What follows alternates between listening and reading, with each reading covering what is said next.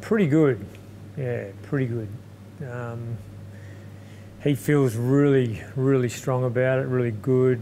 He was doing ball work, marking on a lead flat out last week. So I've got no doubt he was tempted to put himself up to play last week. He's got the all clear from the surgeons to play, as long as it's really up to him now, him and our medical staff to make that call. He'll wear something over just where the wound is, basically. Yeah, so it's just protection for that. No, well, LeCras really missed nothing. He lay in bed for a day after his surgery, and other than that, he's been training. He's been running flat out. He probably maybe missed one training session.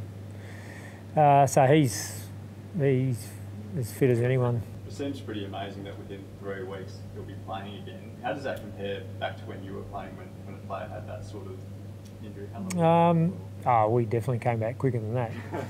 Yeah, definitely. Yeah. It was probably longer though back then, wasn't it? No, well, Dwayne Lamb is the case study, and I can't remember exactly, but he broke his arm. He got kicked in the arm against Melbourne, and I think he might have missed one game, and played, and that was without a bye or anything. So, but I don't know if it was one little fracture or two. Lamb would tell you, probably 3. Yeah.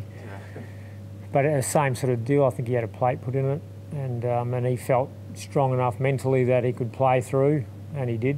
Yeah, well, he's right to go. He's pulled up well, so that's again, we've got to weigh that up. About Daniel's best preparation to last out the whole season.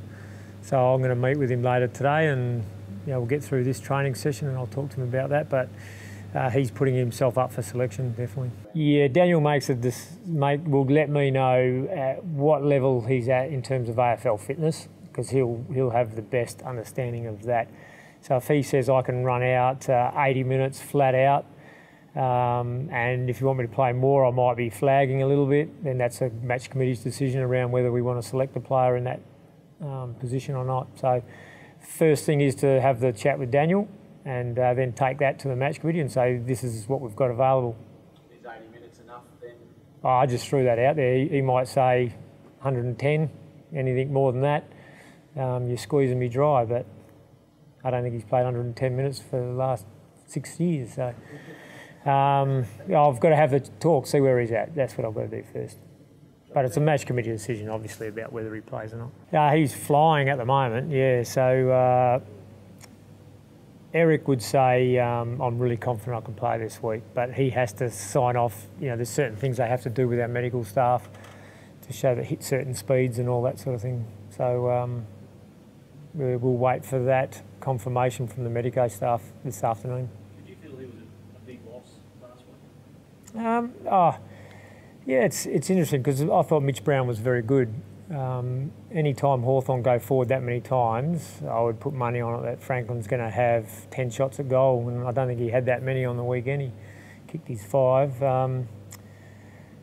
But Eric's a key part of the way the boys set up, and when he's out there, we look very solid back there. So, he was missed, but his replacement performed very well. But we'll be conscious that he's doing more ruck work. He's doing a bigger balance of ruck work than forward line work currently. But I'm sure Nick will be keen to address that when he's back in and going, and Coxie can do more forward line work than ruck work for a period. So over the course of a long period of time, we'll be assessing where Dean's workloads are at and adjust accordingly. I've got a feeling about some of the things that are holding us back in terms of that regard, and something that I'll be addressing today. And they're not like things that are that take 3 or 4 weeks of working on to fix. They're just a little bit of mindset and a couple of pointers to the players, and I think we can address the balance of where it's at. Gaff has had a slow start to his normal standard, but very confident that his work ethic and everything has still been very high, so it'll all turn pretty quickly.